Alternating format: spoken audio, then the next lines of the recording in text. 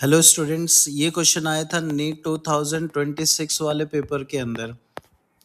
इस क्वेश्चन के अंदर हम लोग को बफर सॉल्यूशन गिवन है, जिसके अंदर एक एसिड है और इसका कॉन्जुगेट बेस है। जब भी एसिड और कॉन्जुगेट बेस आता है, इसका मतलब वो अपने पास बफर सॉल्यूशन है, एसिडिक बफर सॉल्यूशन है। एसिडिक बफर सॉल्यूशन के लिए कंडीशन होती है हमारे पास कि एक तो होना चाहिए वीक एसिड और साथ में उसका कॉन्जुगेट बेस होना चाहिए। तो ये अपने पास वीक एसिड हो गया, ये उसका कॉन्जुगेट बेस है, मतलब ये दोनों मिलके बफर सॉल्यूशन बनाएंगे।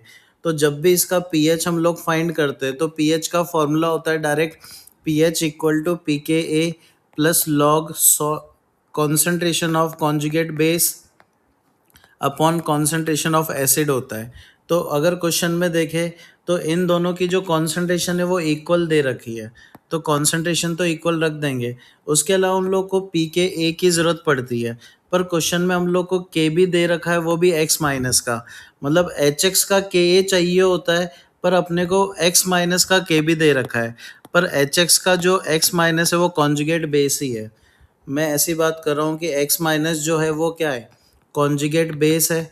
और कॉन्जुगेट बेस अपने पास अगर पता है तो जिस एसिड से बना है वो एसिड कौन सी हो गई, एसिड अपने पास है यहाँ पे एच एक्स।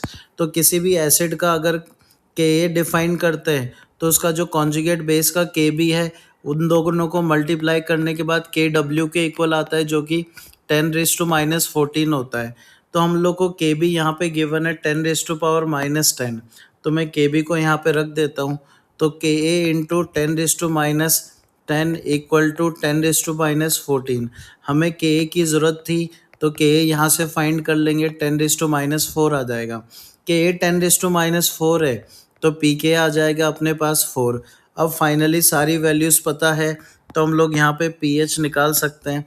पी एच का फॉर्मूला है P H equal to P K A plus log concentration. तो पी के ए की वैल्यू यहाँ पे हमारे पास कितनी है, पी के ए की वैल्यूज़ आ चुकी है, यहाँ पे 4 है और कॉन्सेंट्रेशन दोनों की इक्वल है 1 और 1। तो log 1 क्या हो जाएगा, 0। तो log 1 0, तो 4 प्लस 0, तो फाइनल आंसर भी पी एच का हो जाएगा अपने पास 4। तो ऑप्शन अपने पास आंसर आएगा यहाँ पे 2।